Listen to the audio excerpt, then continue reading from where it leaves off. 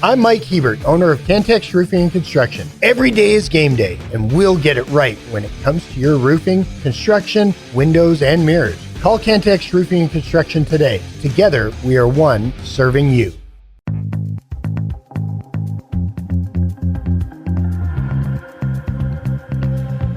The podcast that finishes your workday in a very Red Raider way. This is the Tech Talk Podcast from Double T 97.3, presented by Cantex Roofing and Construction.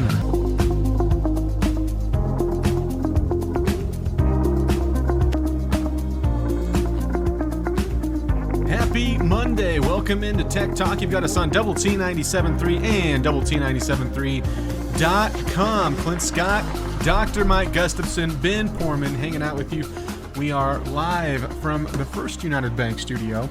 You can call us on the Visual Edge IT hotline, 806-771-0973. You can also hit us up on the Yates Flooring Center chat line. Thoughts, comments, reactions to the weekend. We got plenty to dive into today. Take us anywhere with the mobile app, brought to you by Happy State Bank. We're also streaming live on Fox 34 News Now and on YouTube. You can also follow us on Facebook and Twitter. Just look up Double T 97.3. You can see all the things we're up to here at the Raymar compound. Just finished your first home series, which, like I said, we will dive into the game. But more importantly, Gus, it means it's candy season. So I now have 3 full boxes, thanks to you, of Sour Patch Kids. And as you said, that should last me 2 weeks. Yeah, that won't last you to I would argue lunch that. tomorrow. I've been embarrassed by you before, Scott. But Whoa. Just from the Sour Patch Kids, though, right? Not in any other way. Just Yeah. that. right. What's up, Gus? How are you? I'm pretty good. Just grinding through a Monday, trying to, just survive this thing. Well, it sounds like your Monday. Monday has been very Monday. Actually, a couple Mondays ago was a tougher Monday than this, but just, just trying to keep your head down and go, right? Mm-hmm. Sure. What a steady stream of stuff. You saw, can I say, a heap of runs? Did. And I would say on one hand, with the opponent you're playing, you shouldn't, and no one is like overreacting on like, oh my gosh, this is what you've been waiting to see. Right. Because on the other side, you were playing a bad Texas Southern team. I've seen the questions of, oh, why are we playing a team like this anyways? But still, it's hard to reach. I mean, it's not, or I should say, it's not easy to reach the mark you did for the entire weekend. But what are you pulling from the series against Texas Southern? Yeah, I think just trying to get games, if I had to guess. And I say that, of course, they had played 5 the week before, down in Arlington, and certainly 4 of those against really good competition. Mm-hmm. Probably a 5th against UTA in their backyard. But, a fairly productive 3-2 weekend. But, yeah, you didn't think they were going to follow that up with, bringing some meat grinder in here on that series. And the thing you never know about like this and Gardner-Webb is who, this time last year, I can't remember who it was, but they had a series scheduled and they got canceled around Halloween or Thanksgiving. And so maybe it was Halloween. And so then then they're scrambling around trying to find any Division I team, and so you It's don't. like a carnival. Right. Step right up and play the Red Raiders. Absolutely. Step right up, anybody. We want you to come to Lubbock, and So to be like at those mall kiosks where you were walking one way and they were tracking you down. Like, Right. Yeah, T-shirts, huh? Right, and so we don't know about that, but the fact that they play at one opponent like that is not a tremendous surprise. I mean, you go back and look at just about every schedule. But Texas Southern will go to Lawrence this weekend to play your boys. They got a 4-game series over there. Mm-hmm. And so, and I was they could use some wins. I think they're no doubt 3-4 right now. I was a little surprised that, and again, you just don't know what their intent was, but that either this was 4 games this past weekend, or that there would be a midweek tomorrow or Wednesday, like a 3 and a 2 or something like that. But not, and so I'm sure because they had a ton of guys that didn't get to throw, and that's just how it works. And so I would I bet you they'll have a spirited inter squad tomorrow and maybe again on Wednesday. And I'm not saying that like as punishment or anything. I'm just saying there's 12 guys that didn't throw this weekend, and so they're probably trying to string together, innings for those dudes and at bats for the just to keep hitters in rhythm and all that kind of stuff. So, when the schedule first came out, this midweek right here was the one that I would be curious to ask about, just in terms of, hey, was there something that you were working on that fell through or whatever? And you know what? Tonight at 6 o'clock is a perfect opportunity to ask all your questions. The first Red Raider Baseball with Tim Tadlock right after we're done here on Double T 97.3, live from Rudy. So go get your. Jamie's hosting. Hax is okay. hosting tonight. Yeah. Okay. Yeah, Hax is. He's gonna start off his week real busy. Of course, he's busy around this time anyways, but he'll have that. Then of course, the Longhorns are coming to town tomorrow, so he'll be on the call over at the USA. And he'll be on airplane to Stillwater this weekend. Morgantown. Oh, that's right. Yep. If he's going to Stillwater, Hax will not be calling. That's right. Not the Texas Tech game. Yeah. No, you're right. Yeah. I had that flipped. No, there's also a trip to Stillwater looming. But that's it's winding down for those dudes. Yeah. How about 4 more? Yeah. Here on the docket. Midweek, a weekend, and a midweek and a weekend, and then it's Big 12 tournament time. Yeah. How about that? March is nigh. You like the word nigh? I do. I couldn't tell you the last time I've used it. I would say there's probably a 2-year window from the last time I said nigh, but it doesn't mean I don't like it. I do have a question about this series. Against Texas Southern is like near in place or time. Yeah, it is. The juice is nigh. Yes. The juice is nigh, my friends. Was that a suggestion that I should start using nigh? No. Do you think that is impressive? I start saying nigh. What's greater? The spaghetti dinner is nigh. Absolutely. And it will be bussin'. What's of greater likelihood? The Sour Patches making it till 1 o'clock tomorrow, or Clint with the proper use of nigh. Now it's gonna be a phony attempt at the use of nigh here in the next 3 hours because it's top of mind. But it's not phony. When will he actually break it out and use the word nigh properly tomorrow? I'll say this: the first box's death is nigh. It is very, very, very, very. You already cut it. I didn't realize there was a plastic wrapping in there. Well, it's supposed to be so you can reseal it, but that's more of a suggestion. It's like when they give like a serving size on the back of a bag of potato chips. Like, okay, I'm not going to eat this whole thing. Well, the Spree box is just a box, but it's a hard candy, so it's probably no moisture. I'm not worried about keeping moisture out. Well, yeah, because you got some. Like that. Yeah. You got some chewiness here that you want to keep chewy and not make it crusty. There's some freshness involved. Freshness. Yes, that's what I've always thought about Sour Patch Kids, is that is fresh. Right, you can tell when they're not fresh. The juice is nigh. Tech Talk on Double T 97.3.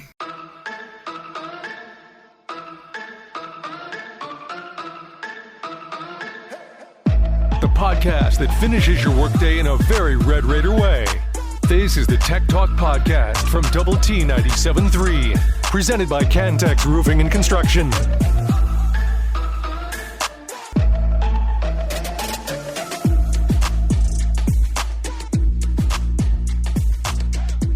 It is the juice here on Double T 97.3 and DoubleT973.com. You've got Tech Talk, Clint Scott, Dr. Mike Gustafson, Ben Porman behind the glass taking care of us. We will start with what we have on the airwaves tonight.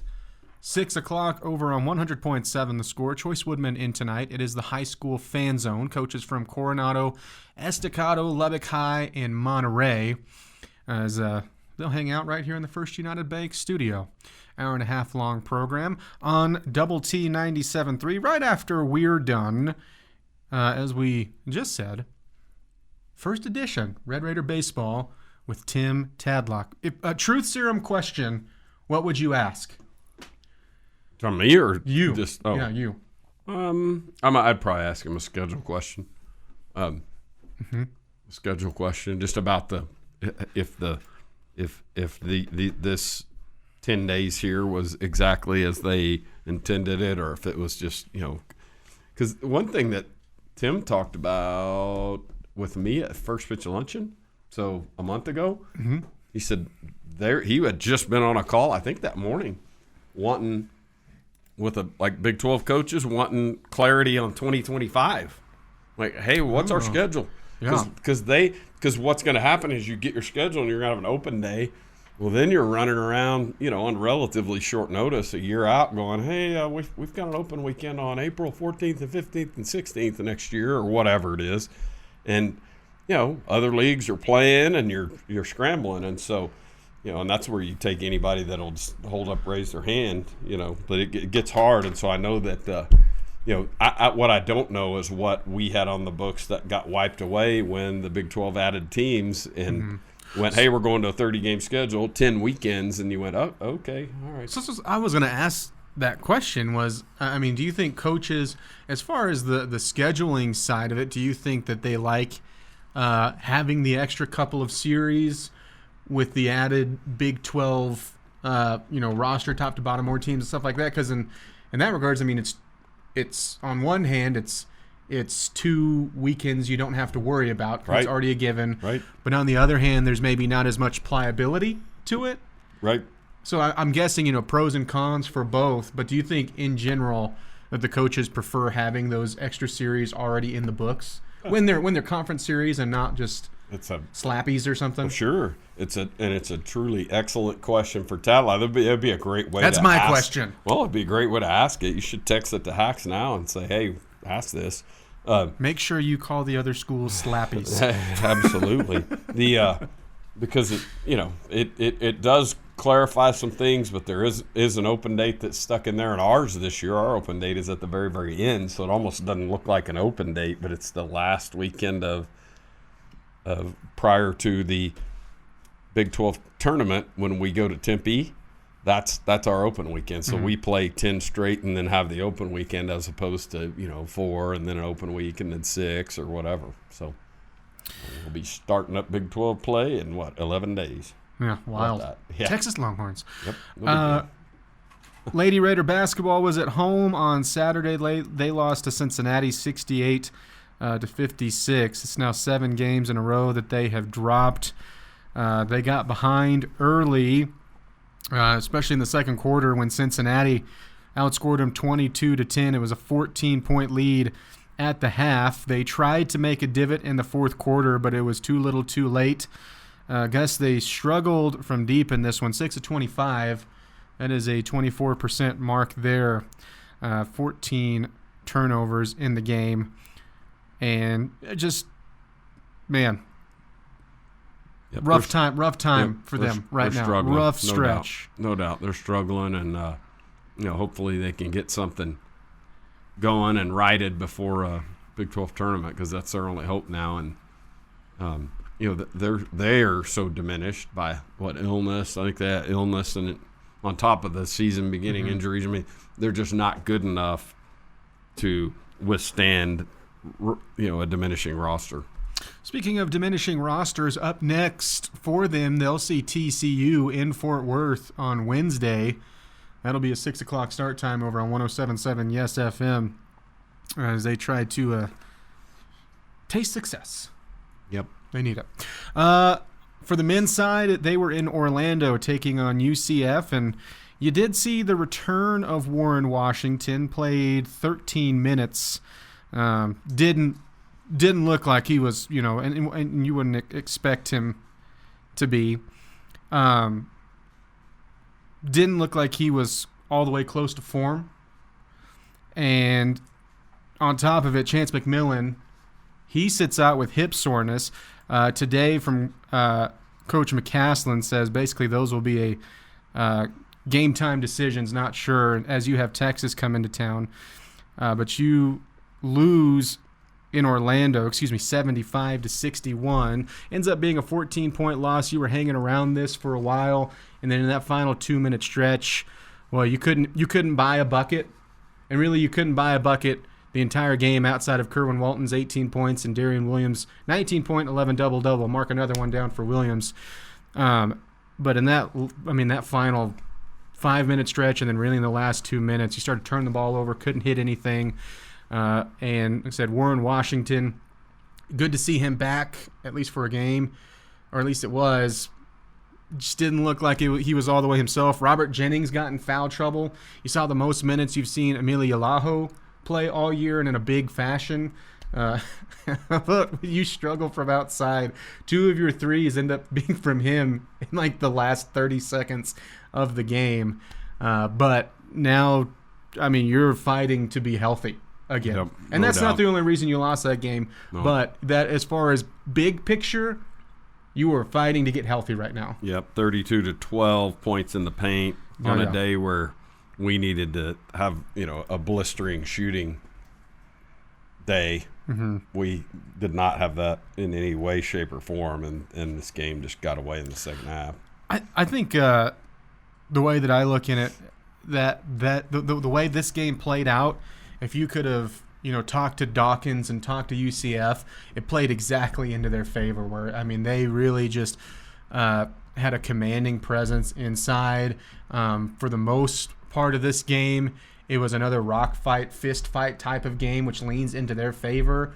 Because they haven't been just great offensively, and then with the Red Raiders not shooting it well either, they didn't really have anything else they could lean on to win the game and claw their way out with a victory from Orlando. They just didn't have anything going that could fight against the physicality of UCF, and so the big man presence and the size issue, I think you lost out on this one when you add in that you couldn't shoot the ball very well. You're struggling offensively.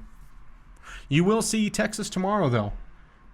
Texas coming off a blowout loss in Kansas. That'll be 7 o'clock start time tomorrow on Double T 97.3. Students camped out over there all weekend, basically. So, expect that place to be charged up. The podcast put together with Red Raider fans in mind. This is the Tech Talk Podcast from Double T 97.3, presented by Cantex Roofing and Construction.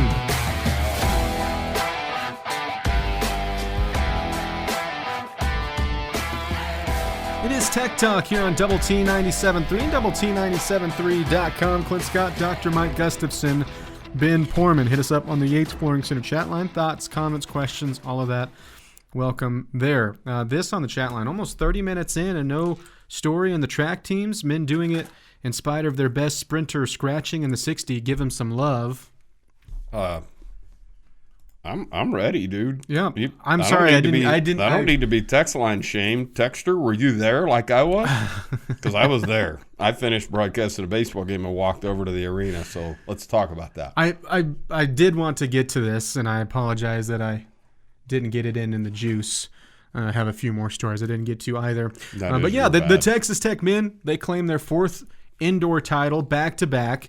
And here's my pun for the day. They ran away with it. Meaning, like half of their points came from the sprint side. Sprints and hurdles, 75 points between the 4x4, 60-meter, 400-meter, 600-yard, and 60-meter hurdles. And by the way, the women's team, they don't win it, but they don't have a slouch type of day or weekend either. They finish in second. Texas won it with 135 points. Texas Tech with 104 on the women's side. But yeah, no, props to what's happening over there and has been happening and continues to happen and isn't growing or anything like that. They've just been fantastic. This, I think this is breaking news here, but TJ Pompey, newcomer of the week in baseball, just announced. Did you just cover that? No, Choice and I both learned because there's no freshman of the week. Right. It's just newcomer. And I said that on the broadcast. I was like, I was bidding for freshman of the week honors, and I was thinking, you know what? I knew they had newcomer.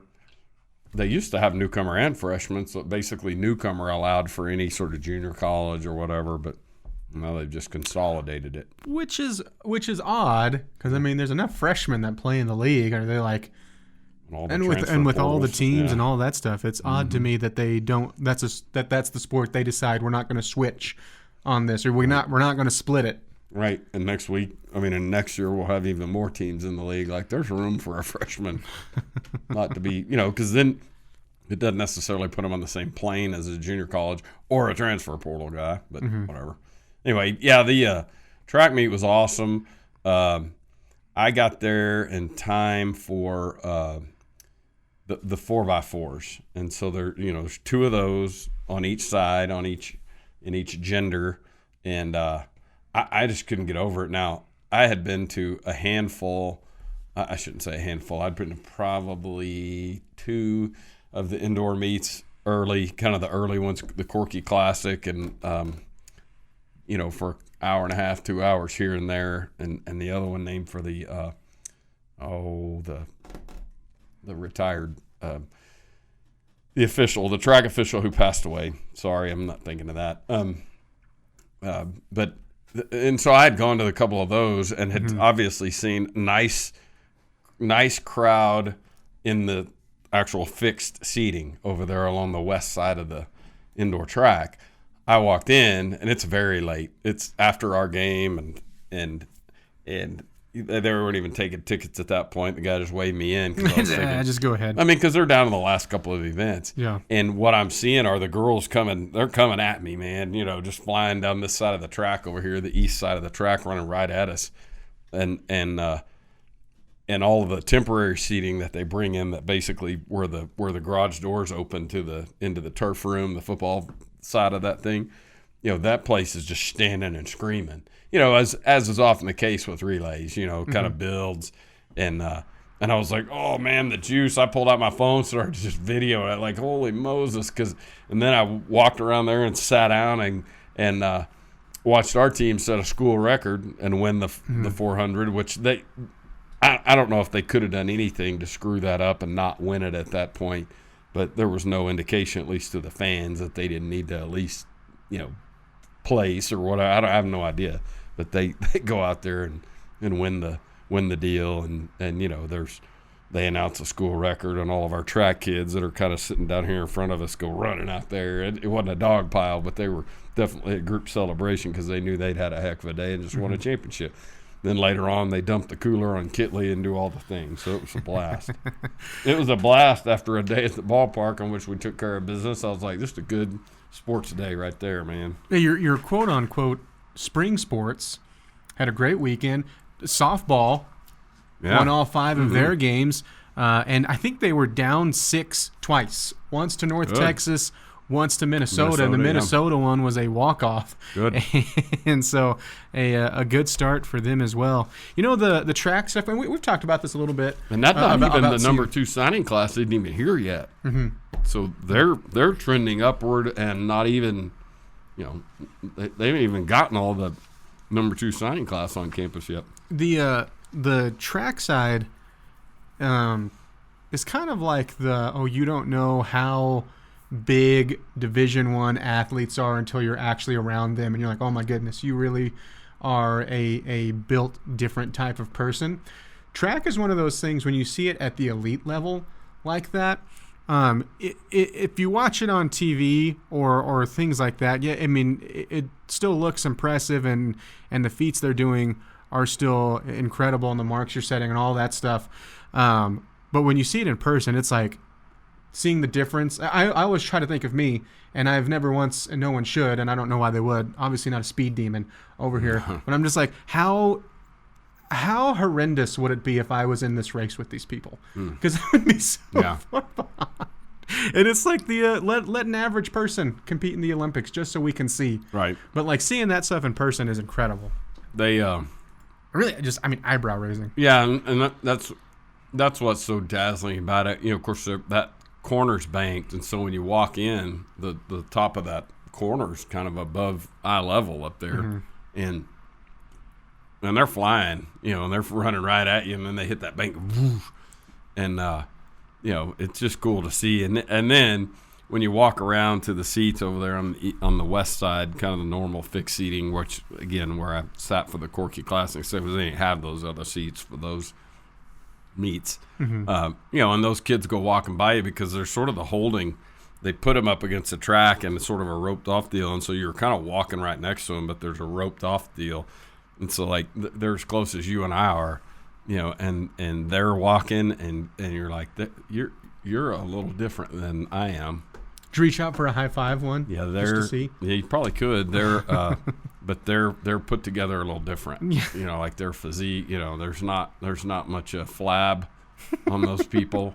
What's the physique? What are you talking about? I don't know what that is. It's you know, big track butts and track legs, that kind of a deal. Big track butts. Well, no, name. track butts and track legs. But yeah, you know, now the runners look like that remote control right there, but the you know, the sprinters and all that stuff, they're just put together a little different. And it's just cool. All of it's right there in front of you. And I mean, that's a blast of an environment, man. I can't, of course, indoor track season is done as far as meets in Lubbock, Texas, I assume. But, you know, I can't encourage it enough. Next year in January, pick one of those days where you can go watch that and then go over to watch some hoops or something. And it's a blast.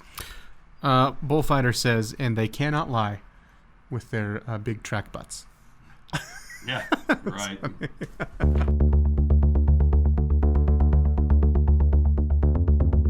The podcast put together with Red Raider fans in mind.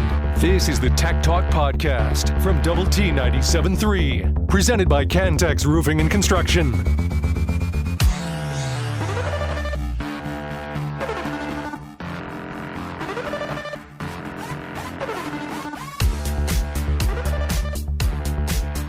It is Tech Talk here on Double T 97.3 and Double T 97.3.com. Keep hitting us up on the Yates Flooring Center chat line. We will get Ben's play of the day here in just a moment. A couple more thoughts off of the Yates Flooring Center chat line. This from Shelly. Clint, please remember to ask Dr. Gus how to say 7-Eleven in Japanese, which Choice told us was Ichi Gonichi, I believe. But you had a different thought. I didn't. Google did. 7-Eleven. That wasn't close to what Choice said. Yeah, I can't argue. I can't advocate, nor I got nothing. I just found it on Google. I just knew we needed it in the spoken word. Yeah. Okay. Well, that was more helpful than whatever Woodman did. This on the chat line. Did you guys see the video of Cam Newton and Brock Purdy throwing down? I haven't seen the Brock Purdy one. I've seen the Cam Newton one. I heard about it, yeah, but hasn't seen like it. a 7-on-7 deal. 7-on-7, yeah. And was he playing or just there watching or something? the video I saw, he was on like some steps up by a tent. I don't know if he was playing in it or not, or if he was just there. But he is, he's been one to know, we know that will dress outlandishly, or maybe not quite, let's say the styles that I could pull off. And so he's wearing this goofy, like, witch-style hat with a cane. In the video, so I have no idea what started it, but these guys just, like, try to jump him. Like, they take the first punch, and he almost doesn't move. Somehow the hat stays in place. They end up by, like, a fence, and there's, like, a whole group of them, and it's, like, the group of them, of their guys, some people with him helping him out, and all I can focus on is, holy cow, Cam Newton is a giant human being. Like, why would you try to start something with that, you normal people, you average person? That I don't know what if there was trash talk involved, or if it was just hey, I'm gonna make a name for myself. I do not know what started it, but I do know that I don't think Cam Newton caught the worst of it, and his hat stayed on, so that was impressive because it wasn't like tied on. So it wasn't just a big group fracas. It was Cam and some other dude. Well, it ended up with like the groups, yeah, the video, like them, they moved coming over by this like and- fence thing. Got it. Yeah. All right. Everybody. Yeah. Okay. Ben, hit us up with your play of the day. Pitch to Stripling, turned on and hit well towards center. Wind is going to knock it down. No, they've lost it. It's gone. Landon Stripling with his first home run as a Red Raider. It's a 3-run shot. And the Red Raiders push their lead to 16-1. Stripling turns on this one. It goes back. Will this be the second of the day? It will. Landon Stripling with the 2-run shot. He's got home runs in back-to-back at-bats. And And Texas Tech now leads it 22-1. The pitch hit pretty well out towards right center field. It's carrying, going back off the scoreboard. Drew Woodcox joins the party. His first AB turns into a 2-run homer, and Texas Tech leads it 25-5. Yeah, Woody comes in off the bench about the 6th inning and cracks 2 long ones. The last one he hit clanged off the light pole about halfway up, 2/3 of the way up. I think it was a bomb. Thursday, with Stripling and then with Woodcox, kind of a double crystal ball, because we had on the chat line someone had said, like, hey, are they going to be able to keep Woodcox out of the lineup, or what's that? And then you had answered with something that, might hurt his chances, is what they do with Stripling and stuff like that. And then the next day they both they both went off. Yeah. And Woody got a start, I guess. I think Woodcox got the start in right field on was it Saturday or Sunday anyway. So, yeah. That leads right into this perfectly on the Yates Flooring Center chat line from Tracy in Dallas. The other side of this is Tracy in Dallas asks, hey, Gus, do you have any concerns regarding Cash at first base? Very slow start at the plate and not even in the lineup yesterday. What's up? He wasn't in the lineup on Friday either. Yeah. It was a slow start. I don't know. Was this, do you think, since it's Texas Southern, was this a wake-up type of move, or is this like, hey, he might not have it pinned down over there at first, or we're just feeling out, seeing what Stripling can do with more reps? Like, what do you think that move is there? Yeah, I think that it's twofold. I think, and you just gave both sides of it because they can both be true.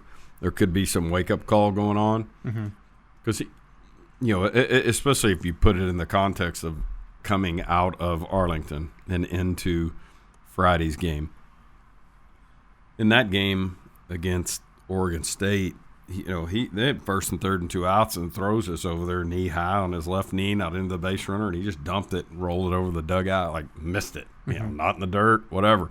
Kind of, just shoddy defense, and then he wasn't hitting, and I remember leaving that thing going, man, he may be about to get a little message here. And he did. And then the other thing was Stripling in that game, DH, and had, 2 for 4 of the walk against Oregon State, swung it well, and that was one of the least surprising things that Stripling was in the lineup. Now, where he was going to play or whatever, DH, first base, how that was going to be structured, I didn't know. But Gavin didn't play on Friday in the 32-run game, which, we thought that, surely Gavin Cash was in there hitting 3 home runs or whatever. He broke a little more of the ice. I know he got a home run against UT Arlington to get that home run ice broken, if you will, but just having good at bats. He feasted on Texas Southern. Yep, sure. Which is, that's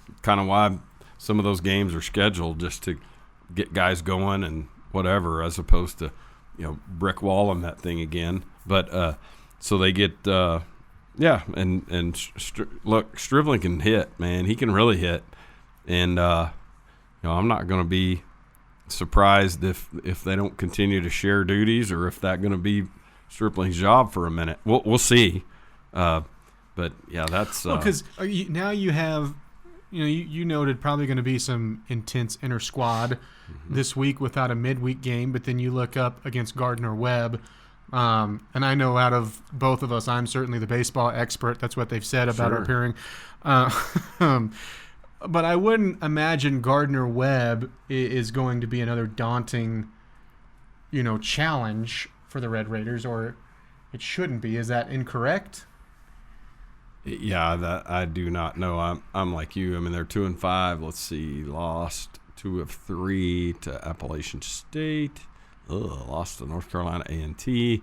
Then went to a multi-team event. Lost low-scoring games to St. Joseph's and Canisius, and beat Quinnipiac.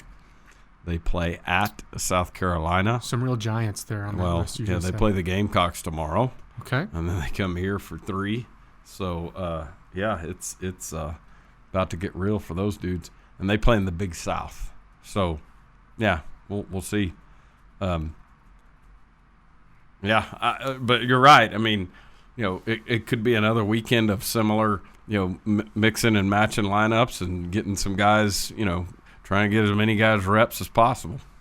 And I'm curious about what that balance is, because again, I mean, the Longhorns are just around the corner. Yeah, so if you're you're running out of mixing and matching time before you get to a, one of your most important series of the years. And I don't know what Cal Poly is this year. Mm-hmm.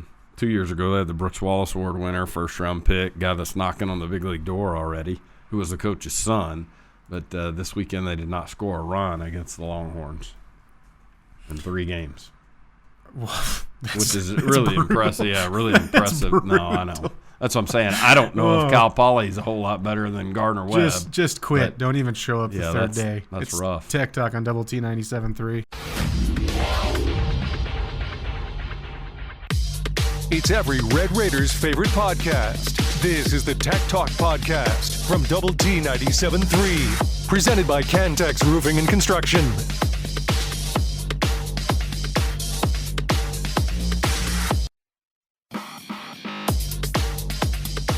It is Tech Talk here on Double T 97.3 and DoubleT973.com. Happy Monday. Hope your Monday is not too Monday-ish and has been a good one. We do appreciate you joining us. We're live from the First United Bank studio. Again, if you haven't heard, Red Raider Baseball with Tim Tadlock has been postponed. They will announce the makeup date at a later time. What was the wording? I want to get the wording right. What was the wording sent to you? Not unforeseen circumstances. Due to an unexpected conflict, tonight's show is canceled and will be rescheduled at a later date. Unexpected conflict. This on the Yates Flooring Center chat line, where you can hit us up as well. How do we beat UT without Warren and Chance? This sucks. Again, today, Grant McCaslin saying that they will know more for both of them tomorrow. Warren Washington does come back against UCF. Didn't just look fantastic. Only played 13 minutes. And I wonder, they didn't say this to my knowledge. I wonder if they went in with the plan of kind of a minute cap for him and say, we're going to play him. We think he can come back today, but he's not surpassing 15 minutes. I don't know if that was the case or not. Or if it was, he's not capable right now of fully being who Warren Washington is and has been when he's been healthy. And then, of course, Chance McMillian sits out with hip soreness. And so who knows if either of them will go, if they'll both be out, if they'll both be in, if you'll see a split one way or the other tomorrow. But you have a really important game against Texas. And Gus, I was talking about, hey, what kind of Texas are you going to get tomorrow first? Because they haven't been great on the road, but they haven't been great at home either. They've kind of just been a hodgepodge type of Big 12 team where you're not going like, oh man, anyone that goes into Austin, they're going to lose. Or, vice versa, which it would be incredible if someone was completely vice versa and was like, they can't win at home in the Big 12, but they win every road game they go on, every road trip, look out. But what I think of with what Texas are you going to get, it's not that they're looking just to bounce back from being beat down pretty good at Fog Allen over the weekend. It's more of like, this is an important game to them as far as their tournament lives go, because I don't think Texas is fully locked into it. And if they were to, lose out or, go 1-3 over their next 4, that does not bode well for them. And that is not out of the realm of possibility, especially if they are playing where, okay, if you take out Max Asmus and you take out Dylan DeSue, the others are not going to pick them up around them. Like Tyrese Hunter is not going to pick up the rest of the team, something like that. And I'm not saying that the cast around those two isn't capable, but they haven't proven it yet. And Kansas was a great example, because that was the defensive game plan, was they are not going to score, or at least they're not going to beat us. and then no one else around the rest of that Texas team really picked up the rest of the Longhorns. And so, I would think that if it's Rodney Terry, you are as ferociously as possible expressing you need to play well the rest of the way out, and that includes the trip here in Lubbock tomorrow night. Yeah, I don't know. I mean, they're firmly on the bubble, and Texas is, and this game represents a quad one opportunity for them if they come here and win it. And so in terms of riding, some or garnering some resume points, this is huge. Yeah. And especially for them on the road, and where they've sort of struggled. And so and they played so bad the other day. Now, you never know when a team's going to be demoralized by something or about to, bounce back from something. And, I think we're all sitting here thinking about it in terms of what the bounce back's going to look like and feel like. But, man, they were so bad the other day that it's scary. Scary looking to think about what that's going to look like. And this has been the issue with Texas all year long, is no one has sat and said, yeah, that's a very untalented, like there's no talent on that roster, right? Or even just, well, yeah, sure, they have Max A. Smith, and he scored all of these points in his collegiate career, but they got no one else. No, they have a former Big 12 Freshman of the Year in Tyrese Hunter. They have Dylan Mitchell, who's one of the best athletes in the Big 12. They have a bunch of size. Dylan Dessou can do a lot of things when he's playing well. They have a lot of bodies defensively that they can throw in, and if they need to go into a deep rotation. It hasn't been any of that. It's been the classic underachieving Longhorns, which you hate to see on the hardwood. But with it still comes the sentence that this is a talented team that has underperformed. So at what point in any one game will they kind of rise up to that, right? And so you would think that they have to be viewing this as we're running out of chances here, unless we want to find ourselves in the NIT and be a top seed over there, which that is just not going to be appetizing to the folks in Austin. And so if understandably, by the way, and I think that this goes without saying, if you have Chance McMillian or not, if you have Warren Washington or not, you tomorrow, intensity-wise, you have to treat this like the Kansas game, where you have to be the one who sparks aggression. Like, you have to punch them first, and then it'll help if you have shots fall tomorrow. But I think it's going to start with, like, the physical nature of the game, and that hasn't been your strong suit, in the Big 12. Sure. But you have the capability to do it. Texas with the game here tomorrow, obviously home for OSU on Saturday, at Baylor next Monday on Big Monday, and then home for OU. So, this is probably certainly the Baylor game in Waco. But this and the Baylor game represent some heft. Yeah. And if you're Texas, you're thinking, probably need to be a couple of wins in that deal. I would also imagine there's probably some revenge on the mind from when you got them in Austin, which seems ages ago, by the way. It's Tech Talk here on Double T 97.3. This has been the Tech Talk Podcast, presented by Cantex Roofing and Construction. Check out our library of Double T 97.3 podcasts at doublet97.3.com.